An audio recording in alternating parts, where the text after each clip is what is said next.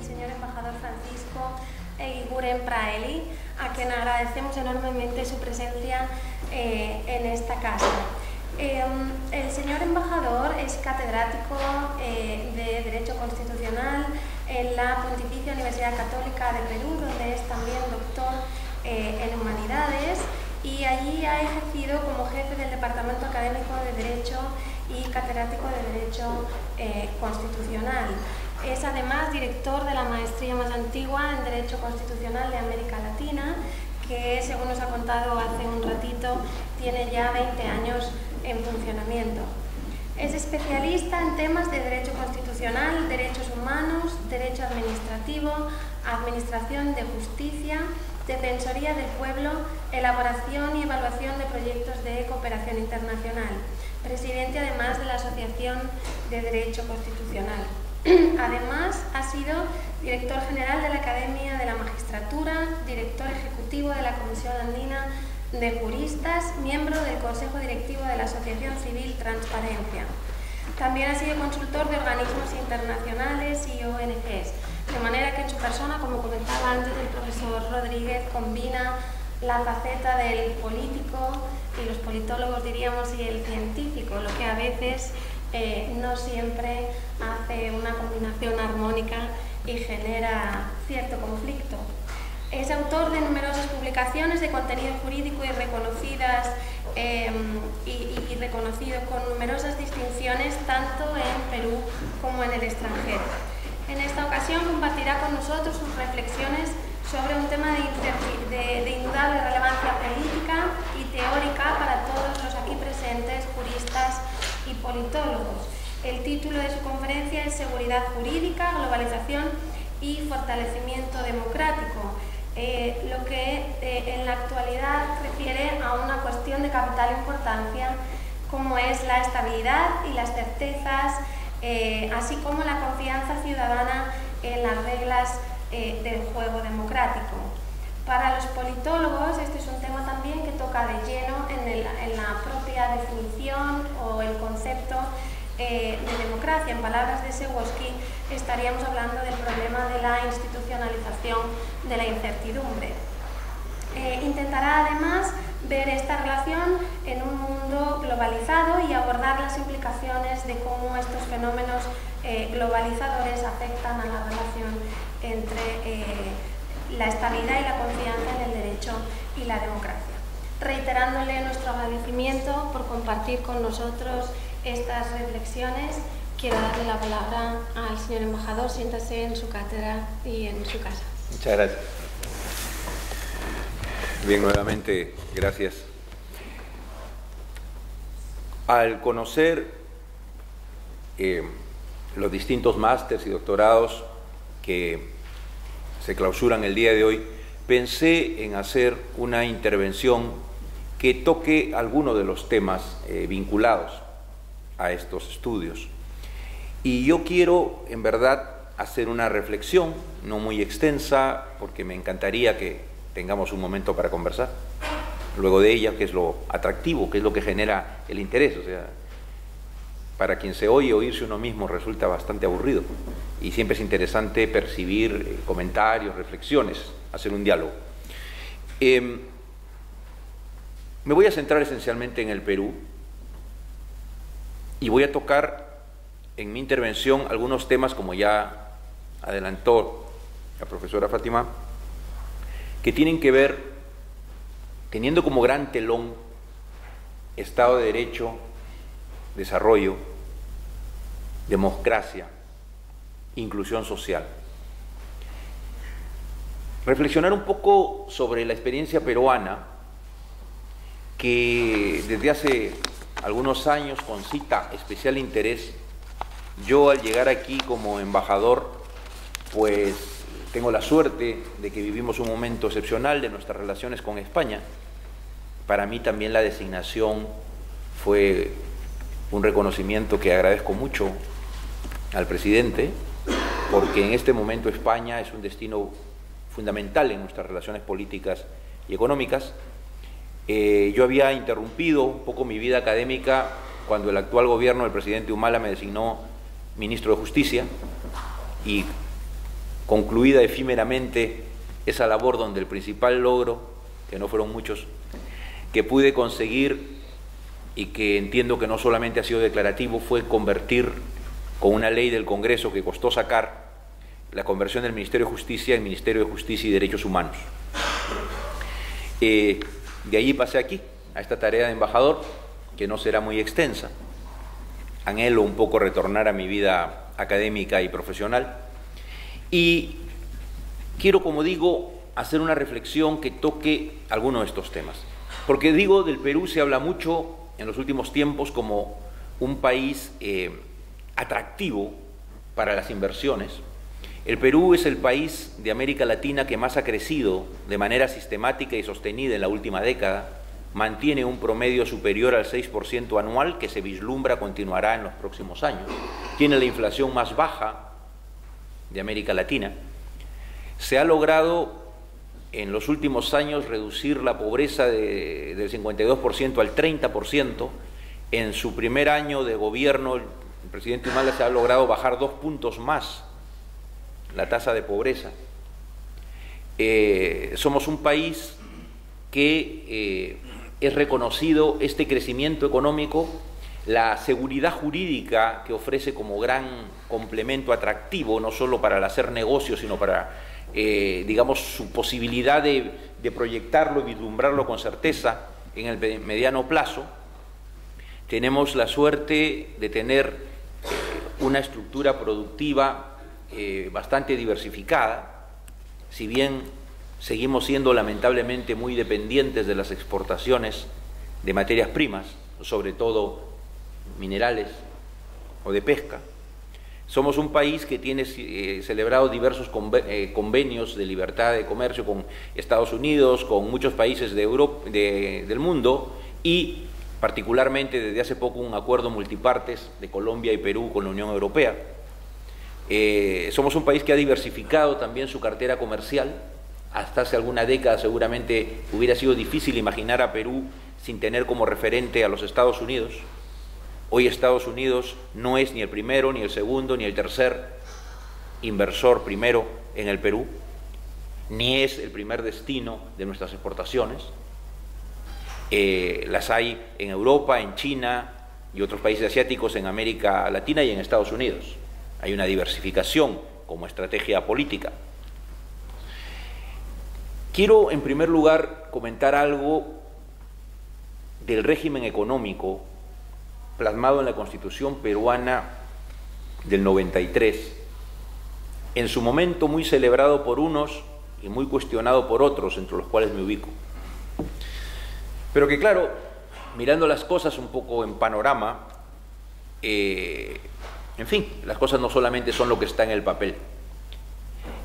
¿Qué caracteriza al régimen económico plasmado en la Constitución peruana y a la política económica que con matices pero en grandes rasgos se ha mantenido en los últimos 3 gobiernos democráticamente electos? Y eso es importante recalcarlo, porque ese es uno de los primeros datos a resaltar. En un país como muchos de América Latina, el Perú, con inestabilidad política secular, con una frecuencia, alternancia entre gobiernos democráticamente electos y fracasados y dictaduras militares, pues una continuidad de 3 gobiernos democráticamente electos, los 3 de grupos políticos diferentes, que en democracia inobjetable se mantengan ciertos lineamientos básicos de política económica, es ya un avance. Es ya un avance. Más aún en países como el nuestro, de regiones donde el presidencialismo es protagónico y donde a veces lo primero que hace un gobierno es hacer todo lo contrario al que hizo el anterior. Entonces, primer aspecto importante, continuidad de un marco, de un modelo y de una política económica general durante 3 gobiernos democráticamente electos de grupos políticos diferentes. Resaltar también un crecimiento en democracia, porque, y ustedes lo saben, igual que yo, en parte de la historia de América Latina tan agobiada por tantas dictaduras, normalmente además violadoras de los derechos humanos, que fueron saludadas o que tuvieron la complicidad del gran capital internacional, porque esos regímenes autoritarios les garantizaban ciertas condiciones económicas para ellos beneficiosas a cambio de la represión política y el recorte de los derechos sociales. Bueno, hablar de crecimiento sostenido de más de una década en democracia es otro logro que tiene que resaltarse, porque ¿de qué sirve el crecimiento económico si no se da en democracia? Pero un matiz importante, que espero que deje de ser un matiz y se convierta cada vez más en un signo distintivo del actual gobierno, es que ha planteado que lo que quiere es un crecimiento económico con inclusión social. Porque en la década pasada, en nuestro país, y muchos de los sectores que hoy aportan al debate público y que forman parte quizás de la opinión de los más importantes medios de comunicación, escrita y televisiva, un poco se apostó a que la inversión y el mercado por sí solo harían todo lo necesario, no solo para el crecimiento, sino para el desarrollo del país. Y bueno, creo que la experiencia nos ha enseñado en exceso que si bien hoy es difícil imaginar la economía sin un mercado y es distinto hablar de un libre mercado a secas que de una economía social de mercado, como dice en nuestra Constitución que somos, aunque más somos una economía de mercado simplemente, que es difícil imaginar que el mercado se preocupe por sí solo por los pobres, por los excluidos, porque son los que menos pueden aportar al mercado, salvo su mano de obra cuando hay empleo. Y que el Estado pues tiene una responsabilidad, y el papel del Estado no solamente cruzarse los brazos y dejar que la inversión y los inversores digan hacia dónde va todo, porque cuando se hablaba de cifras de más del 50% de pobreza extrema que se va reduciendo, indican que hay una deuda social que tiene el Estado y su gobierno con la mayoría de la población. Elemento que si no se satisface pone en riesgo cualquier estabilidad del sistema político. Y ese es un poco el centro en el cual al cual voy a querer llegar. Ese modelo económico que se postula en el Perú se sustenta en algunos de los siguientes elementos básicos. En primer lugar, la idea de una libre iniciativa privada en una economía social de mercado, de un pluralismo económico donde coexistan diversas formas de propiedad y diversas formas de organización empresarial, todas las cuales deben ser tratadas en igualdad de condiciones, la igualdad de trato para la empresa pública y la privada, para la inversión nacional y el inversionista extranjero, el rol subsidiario del Estado en la economía, con una visión bastante restrictiva de que se requiere ley expresa que lo autorice a realizar actividad empresarial en casos de probado interés nacional, el combate a los monopolios y a las posiciones de dominio en el mercado, la protección del consumidor, la posibilidad de que el Estado someta sus diferencias con los inversionistas a arbitraje nacional o a internacional y su participación en sistemas internacionales y tribunales internacionales de solución de controversias. En fin, esos son algunos de los rasgos básicos de ese modelo.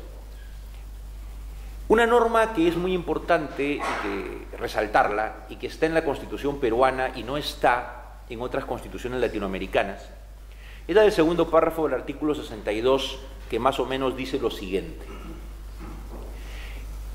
El Estado, cuando celebra contratos, puede otorgar seguridades y ofrecer garantías especiales a sus contrapartes, las mismas que no pueden ser modificadas ni afectadas por leyes futuras.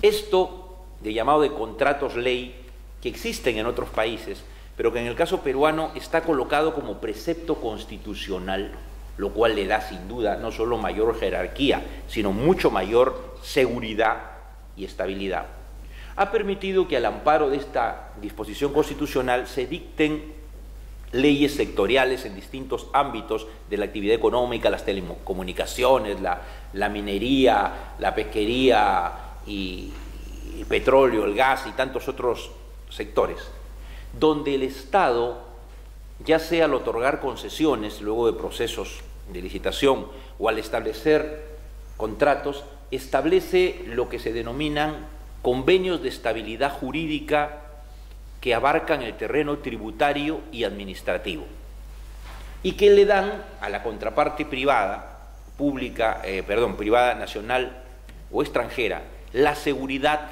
que durante la vigencia de su contrato, que puede ser de concesión o de otro tipo, el régimen jurídico que se estabiliza al momento de contratar no podrá ser afectado por lo que digan leyes futuras. Y que si alguna ley futura le resultara al contratante inversionista más ventajosa, él puede acogerse a esa ley futura más beneficiosa, pero no a la inversa. Este régimen de estabilidad jurídica complementado, como digo, con garantía de libre acceso, disponibilidad de moneda extranjera, libertad para el uso o repatriación de utilidades, no discriminación y sometimiento a arbitraje nacional o internacional de cualquier desavenencia, complementado con convenios internacionales que ha firmado el Perú, tanto bilaterales como los hay con España de garantía para los inversionistas, como a nivel de organismos internacionales como el CIADI, ha resultado ser, sin duda, un importante incentivo para la atracción de inversión.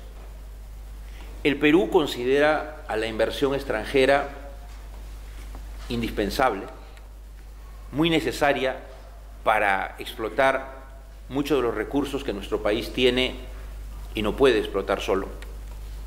Necesita y valora esa inversión, pero como diré inmediatamente después, creo que a esta etapa de nuestra historia como país y a esta etapa de nuestra vida no nos podemos engañar.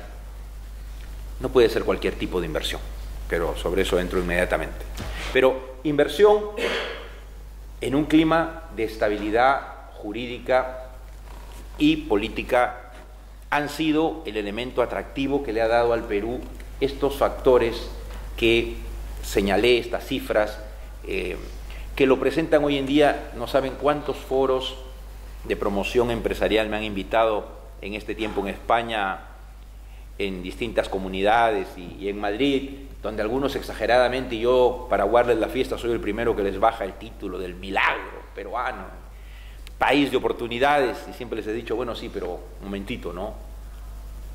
Y no es cuestión de seguir creyendo que uno llega a ese país y recoge las cosas de los árboles y todos comen tranquilos sin trabajar, ¿no? O que llega una empresa española y mañana va a tener contratos, ¿no? O alguna vez me preguntaron en una exposición, ¿y cuál es la política del gobierno peruano para la atracción de profesionales extranjeros? Yo le dije, ninguna. No solo porque en nuestro país hay muchos profesionales y muchos de ellos sin empleo, sino porque también, por supuesto que hay acogida a profesionales extranjeros y los hay muchos, hay bastantes españoles en el último año, pero no es que sea una política. Sí, claro, necesitamos el aporte en ciertas especialidades y en ciertas profesiones que no tenemos. Pero a estas alturas del camino, si uno quiere trabajar hacia la construcción de un verdadero desarrollo social que ponga el elemento humano por encima, que ponga la reducción de la desigualdad, ya se ha dicho, América Latina no es la región más pobre del mundo, pero sí es donde existen las mayores desigualdades. Y ese es un grave problema, desigualdad e inclusión social. Es el gran problema que hay en nuestro país. Y por eso cuando el gobierno se ha propuesto que el crecimiento se traduzca en un desarrollo con inclusión social, se ha planteado una barrera alta y que yo creo que es el reto que tiene que cumplir, y en eso está puesta la forma en que será juzgado históricamente. Anteriormente se decía, como comentaba momentos antes, en el Perú se acogió una frase, yo creo muy poco feliz y hasta yo diría ofensiva para los pobres, que habla de el famoso chorreo. Es decir, se decía, el crecimiento que va a traer mayor empleo, va a traer mayores impuestos que recaudará el Estado, va a generar un dinero que va a chorrear y que llegará a los sectores más pobres. Bueno, eso es como decir que los pobres van a recibir lo que sobra de la comida o lo que cae de la mesa. Y eso me parece ofensivo, en primer lugar. Y en segundo lugar, pues no siempre es así. No siempre es así. El reto hoy, creo yo, es mantener este crecimiento para que haya más con qué cuente el Estado para sus programas sociales, pero también es una inversión diferente. Es decir, buscar inversores que sean verdaderos socios que vienen al país, no especuladores que por tiempos breves van a los países con ganas de decir dónde es negocio ahora y mientras sea el negocio pongo mi dinero allí y cuando la cosa se complique me voy. Bueno, yo sé que algunos lo van a hacer, pero a eso no los tenemos que atraer, pues esos vendrán solos y se irán solos. Se busca una inversión que cumpla en su actividad económica los estándares internacionales en materia ambiental, en materia de derechos laborales, en materia de derechos humanos. Una responsabilidad social, corporativa, empresarial, que es muy importante. No puede ser, y ese es parte de los problemas sociales que aún subsisten en mi país, que de repente una gran inversión en minería, por ejemplo, permita extraer el mineral o en hidrocarburos, el gas o el petróleo, pero que la población colindante o cercana no se vea beneficiada en nada de esta riqueza o a veces se vea incluso perjudicada en su modo de vida, en sus condiciones, en su cultura, y que al final pues se aumenten las distancias y las desigualdades. O sea, nosotros necesitamos una inversión que se vincule con la población, que entienda que la población es el mejor aliado para la sostenibilidad de esa inversión, el mejor defensor de esa inversión, porque la población sienta que esa inversión que genera prosperidad para el inversor y para el gobierno también le trae esperanza y prosperidad para la población, para sus hijos, para su futuro. Y eso es algo que ni ocurre solo, ni ocurría en el pasado. O sea, la vara, creo yo, de exigencias, de estándares, tiene que mantenerse y tiene que elevarse. En el pasado, en nombre de la competitividad, han habido y hay sectores que plantean que para que el país siga creciendo y sea competitivo hay que seguir recortando derechos laborales o flexibilizando los derechos laborales o reduciendo los sueldos o reduciendo la seguridad social. Claro, no se plantea lo mismo que se reduzca el sueldo del gerente ni que el inversionista reciba un porcentaje menor de utilidades. O sea, desarrollo tiene que suponer equidad o mayor equidad, mayor inclusión social y menos desigualdad en un país. Si no, no es viable. Si no, creo que todas las seguridades que se pueden ofrecer en papeles, en leyes, pueden verse amenazadas simplemente por su insostenibilidad política y económica. El concepto de seguridad jurídica, que es tan importante, que nos permite casualmente una conducta, predecir, prever, tener confianza, certeza en cuál va a ser la conducta de las autoridades y del marco jurídico y su respeto, tiene que ser concebido no solo como seguridad jurídica para el inversor, sino seguridad jurídica para el inversor, para el país y para la población. Es decir, un régimen jurídico que se vuelve seguro y se estabiliza, pero que es beneficioso para ambas partes, como en todos los contratos, y no solo para una de ellas.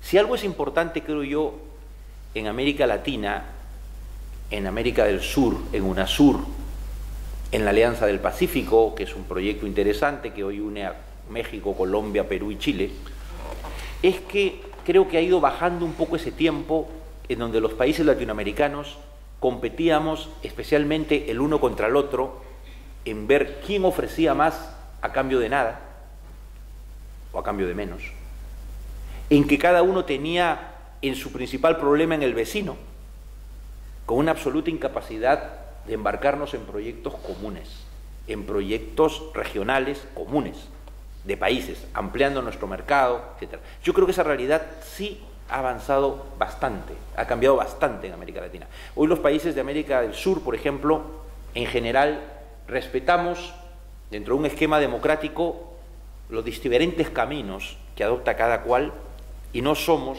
en general, el vecino el principal problema de su vecino, sino todo lo contrario. Buscamos construir juntos. Eso, en la relación con España, por ejemplo, se vuelve económica y políticamente muy importante.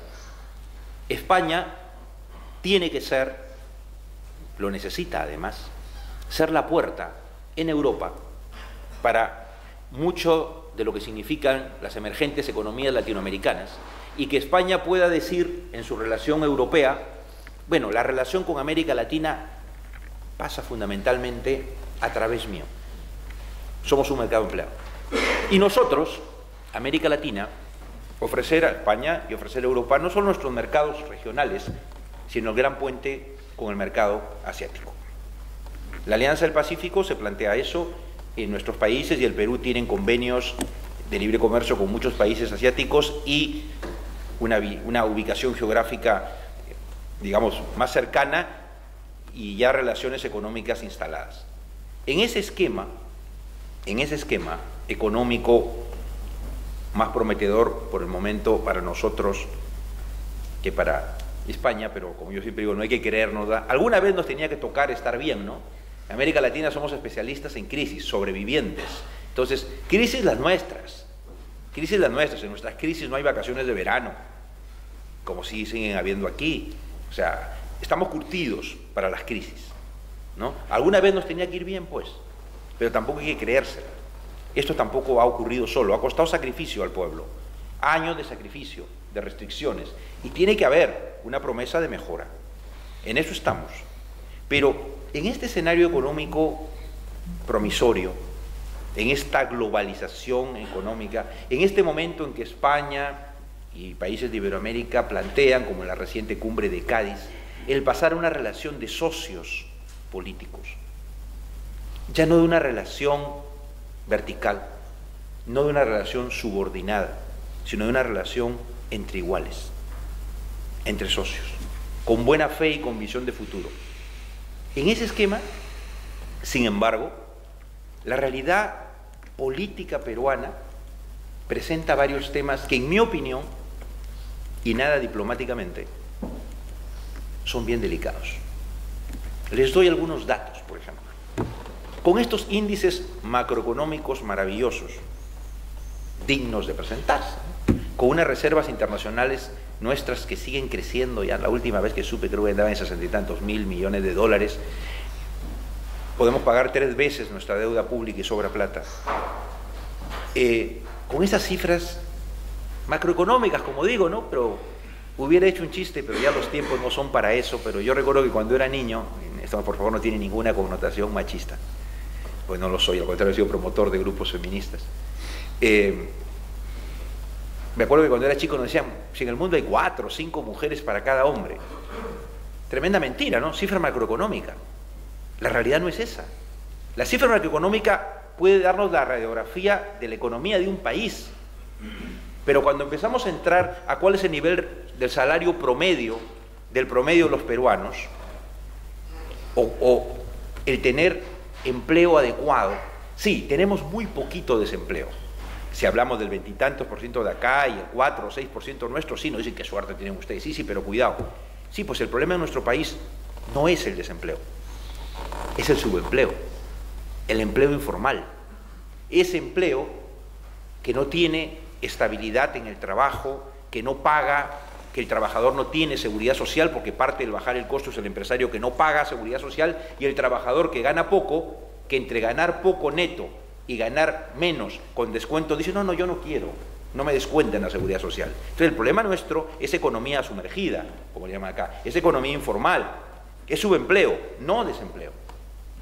Entonces, claro, desarrollo con inclusión social supone derechos económicos y sociales, supone respeto a derechos laborales, supone mejores condiciones de vida. No puede ser que si estamos acostumbrados a 30 días de vacaciones, lo cual me parece magnífico, para algunos se plantee 15 días de vacaciones, o que excepciones al salario mínimo, que ya es mínimo, y que mucha gente gana salario mínimo. Entonces, hay ahí un tema importante que, como digo, las macrocifras cuando vamos al detalle de lo que es la población, es cierto, ¿ha habido incremento del empleo en mi país? Sí. El feroz centralismo de Lima, el Perú es el país más centralista de América Latina, va compensándose ahora. En Lima vive 1/3 de toda la población del país, 10 millones de habitantes,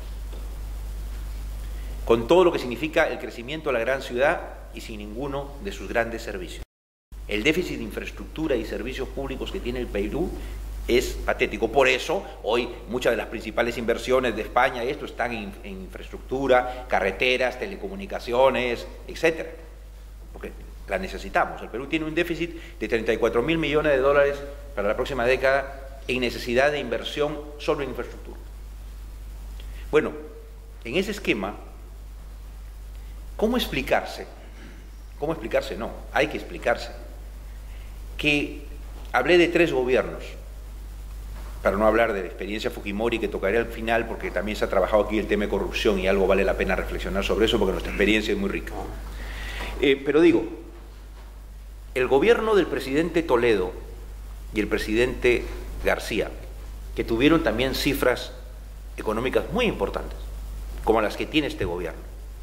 Sin embargo, ambos presidentes, después de su primer año o en el segundo año de gobierno, andaban en picada en su popularidad. El presidente Toledo, desde el segundo año, andaba por debajo del 10% de aceptación. Hubo un intento que se frenó en el Congreso de utilizar, camufladamente, claro está, pero la figura de la vacancia presidencial.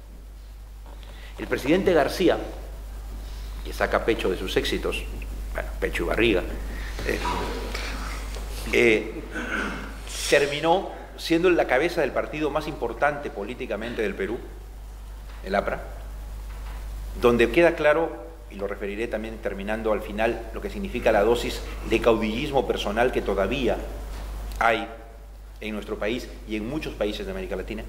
Bueno, el presidente García, que es bastante más que su partido, el APRA, y se demuestra electoralmente, ganó las elecciones en el 2006 al presidente Humala, a Humala, que en ese momento perdió y luego ganó las elecciones siguientes, y de tener la primera fuerza parlamentaria, de más de 1/3 del Parlamento, al salir de su gobierno, también con una popularidad muy baja, su partido, el más importante del Perú, sobre 130 congresistas sacó 4. El presidente Toledo terminó su gobierno y después de tener la primera mayoría parlamentaria, en el Parlamento siguiente de 120 sacó 2 congresistas. Entonces ya desde una reflexión de ciencia política, si se quiere, uno tiene que preguntarse, ¿cómo es esto que 2 gobiernos exitosos, desde el punto de vista de las cifras macroeconómicas, culminan con una baja popularidad de su gobernante y con un castigo electoral a su partido en las elecciones siguientes? Y por supuesto no hablemos de reelección, no hablo de personal que está prohibida por nuestra Constitución, sino de triunfo continuo del partido gobernante. No, aquí casi es gobierna una vez y veremos cuánto te toca de nuevo. Eso tiene que ser reflexionado desde la perspectiva política. En nuestro país, hablar de partidos políticos es pues una categoría. Seguramente que cualquier encuesta demuestra que antes era el 80, el 90% de casi todos los peruanos en una encuesta van a decir que no pertenecen a ningún partido político ni creen en ninguno. En mi país todavía decir que uno no está vinculado a ningún partido político es un tema a resaltar, no de mérito. La clase política está profundamente desprestigiada, pero claro, sin embargo, igual hay que votar en elecciones y hay que elegir parlamentarios. El Parlamento, junto con el Poder Judicial y la Policía, son las 3 instituciones más desprestigiadas del país. Eso es preocupante desde una perspectiva de representatividad democrática, de estabilidad democrática. Porque ¿cómo se hace, y se viene haciendo, una democracia sin partidos? Y ese es un reto que yo me tengo planteado hace tiempo que hay que estudiar. ¿Cómo se hace una democracia sin partidos? Y no es un privilegio o una exclusividad peruana. El fortalecimiento, este crecimiento de América Latina en democracia, en la mayoría de países de América Latina, se da con un fenómeno nuevo, la continuidad, no en el Perú, la continuidad en el poder, no de gobernantes de dictadura, sino reelectos. La reelección presidencial es la fórmula en la mayoría de países de América Latina hoy, con reformas constitucionales que se hicieron. Y la han tenido, y la tiene en Brasil, que la tuvo con Cardoso y con Lula, la ha tenido Ecuador con Correa, Venezuela con Chávez, Colombia con Uribe, Argentina con Menem y con Cristina Fernández, Bolivia con Evo Morales. Los que no la pueden tener es porque sus constituciones lo prohíben, como Perú, como Chile, como Uruguay, como México. Pero el fortalecimiento de económico y de la democracia en América Latina se da con un fortalecimiento de la figura presidencial, plasmada en la reelección. Claro, en mi país, si se permitiera la reelección, que no se debe permitir, seguro no serían reelectos los presidentes, pero eso es otro problema. Entonces, ¿cómo manejar este escenario político? Con desprestigio de los partidos, donde los partidos más relevantes, como puede ser el APRA, en las elecciones pasadas no pudo presentar candidato presidencial y, como digo, sacó 4 congresistas, la peor derrota política de su historia, después de un gobierno exitoso, de un líder político excepcional como Alan García. Tenemos que pensar en eso, y no solo tenemos que pensar, yo espero que el actual gobierno del Perú, mi gobierno, piense en eso, y que nuestro presidente lo piense, que las cifras macroeconómicas no bastan si no se satisface ciertas expectativas sociales de una mejora sustantiva, de una mayor inclusión social. Y ese es el reto. Ese es el reto. En ese esquema, entonces, surgen temas para reflexionar, ¿no? Como digo, la necesidad de articular este crecimiento económico con inclusión social y con un fortalecimiento de la democracia, de la representación política. No podemos seguir viviendo con parlamentos que se eligen y que el día siguiente la población no cree ni en sus parlamentarios ni en el parlamento. Y que si un gobernante como Fujimori lo cerrara, la mayoría de la gente saldría a aplaudir. Cuando Fujimori, hay que reconocerlo, que gozó de una alta popularidad, cuando cerró el Congreso, cerró el Poder Judicial, cerró el Tribunal Constitucional, más del 60-70% de la gente aprobaba la medida. Cuando redujo el Parlamento histórico bicameral en uno unicameral, como él dijo, para que se decida más rápido y se gaste menos, bueno, cada vez que se ha querido ya en democracia restituir el Congreso bicameral para poder tener un sistema de representación diferente, sobre todo por el tema de las regiones, la respuesta casi de los medios de comunicación y de la población es que 2 cámaras, así como estos, o sea, más igual que estos para gastar más, para tener un Congreso así, no. Y por eso, aunque los grupos políticos hace años que están intentando el retorno a la bicameralidad, que sería positivo en el país, esa medida no sale, porque como hay que votar en el Congreso y los congresistas viven de la esperanza del voto, como no es popular la medida, no se adopta. En el Perú, más del 90% de los congresistas no son reelectos. No porque lo prohíba la ley, sino porque el pueblo no lo elige. Entonces, ahí hay un problema serio. Es un Congreso que cada vez está aprendiendo. Los partidos políticos, a pesar de que tenemos una ley de partidos políticos que intentó resolver las cosas, no ha resuelto nada. Democracia interna en los partidos. ¿Qué partidos? Algunos sí hacen democracia interna y no les sirve de nada. En nuestro país, como ya no hay una estructura de partidos, se puede llegar de la nada al Congreso y luego irse del Congreso a la nada, ¿no? Hay mucha gente que llega a la política, al Congreso, y no han ejercido ningún cargo gremial, ni empresarial, ni sindical, ni de alcalde, ni de nada. Llegan porque, como tenemos un sistema electoral donde las postulaciones parlamentarias son con el sistema del voto preferencial, cada candidato hace más campaña por él que por su partido. Y muchos partidos o grupos es, ¿cuánto pones para la campaña? Eso te da un lugar en la lista. Entonces, claro, como digo, se llega de la nada a un escaño parlamentario y de ahí normalmente a la nada también, o a volver a la vida. El Congreso se ha vuelto, para muchos, salvo honrosísimas y escasas excepciones, un escenario para empresarios en quiebra que buscan llegar al Congreso para ver cómo arreglan sus negocios, propietarios de algún medio de comunicación local, un periódico, una radio que usa su medio de comunicación para su autocampaña, y bueno, gente que llega un poco al Congreso sin saber muy bien para qué es, y como nuestro mandato legislativo es irrenunciable, cuando muchos de ellos se convencen de que no sirven para la tarea y se quieren ir, dicen, no, no te puedes ir, porque tu mandato es irrenunciable. ¿Por qué? Porque la Constitución dice que es irrenunciable, pues. O sea, tenemos una crisis política real, un liderazgo personal que lo es todo.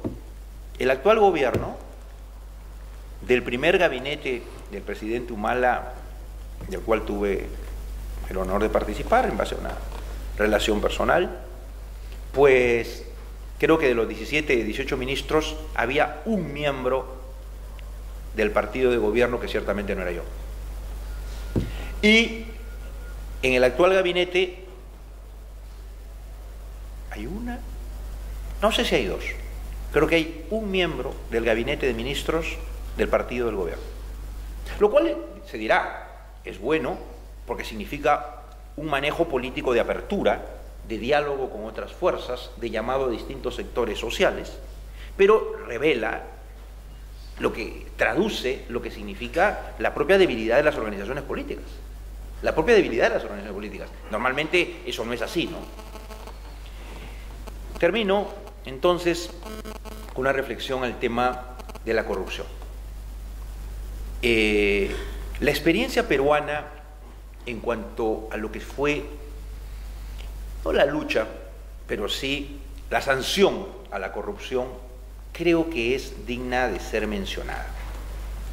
Porque fue hecha en democracia, no como venganza, sino como justicia, con debido proceso.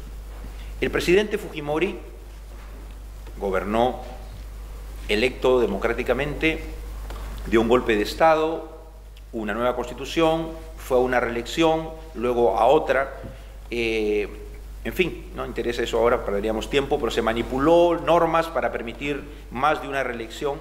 Él fue elegido sin reelección, estaba prohibida, dieron un golpe, dieron una constitución. Es curioso, pero como los vicios se copian, el gobierno de Fujimori pues hizo algo que luego lo han copiado un montón de países de América del Sur. Él fue elegido 90-95 en una constitución, la 79, que no permitía la reelección. Tras el golpe hubo presión internacional, más que interna, nueva constitución, y permiten en la constitución del 93 una reelección inmediata. Claro, como era obvio, el fujimorismo, que tenía mayoría parlamentaria absoluta, interpretó que en el 95, que concluía el presidente Fujimori su mandato, él podía postular, porque la Constitución del 93 decía que se podía tener una reelección inmediata, y como que el periodo anterior y el gobierno decía, ese no cuenta. Bueno, lo mismo lo han hecho en varios países de América del Sur, pero no quedaron contentos ahí. Cuando llegó a las elecciones del 2000, uy, ¿y ahora cómo hago, no? Porque ya pues ya se cumplió la reelección, y decía, no, ahí vino la otra interpretación que también ha sido exportada a varios países. No, pues él fue elegido en el 95 con la Constitución del 93. El 95-2000 es su primer mandato. La reelección es 2000-2005. Claro, hubo un fraude, ganó las elecciones, pero luego tuvo que abandonar el país y se fugó, como ustedes saben. Después de 1000 historias, pudo ser extraditado de Chile. Y lo interesante es que en democracia, con un proceso judicial impecable, él fue condenado en el proceso más importante, digamos, 25 años por violaciones a los derechos humanos, pero lo que algunos olvidan es que tiene otras tantas condenas, pero en su época no había acumulación de condenas, esa es la más alta que se le podía poner, pero tienen otro conjunto de condenas de corrupción, en casos donde el propio exmandatario se allanó, como para no verse expuesto a que se airearan muchas pruebas de los casos de corrupción, él se allanó y fue condenado, tiene varias condenas por corrupción, en diversos casos, pagos ilegales, desvío de fondos, etc. Entonces, fue condenado por violación a derechos humanos y por corrupción, que es algo que no hay que olvidar. Y mucha de la alta plana de gobierno, sobre todo militar, porque hubo un control de ese régimen de las Fuerzas Armadas y una complicidad en el manejo del poder a cambio del sustento económico corrupto con cajas negras y fondos. En el Perú, cuando terminó Fujimori, no se conocía cuánto era el sueldo del presidente ni cuánto era el sueldo de un ministro. Era información reservada. Y se demostró que su agente, Montesinos, entregaba a fin de mes sobres, con sueldos a los ministros, pero no eran sobresueldos, sino eran sus sueldos. Y se armaron líos cuando esto se esclareció, porque de repente se supo que de repente el ministro de tal sector ganaba más que el primer ministro, pero el sueldo de ninguno era conocido. Fujimori nunca cobró su sueldo, recibía otro tipo de sueldo. ¿Cuántos? ¿Dónde?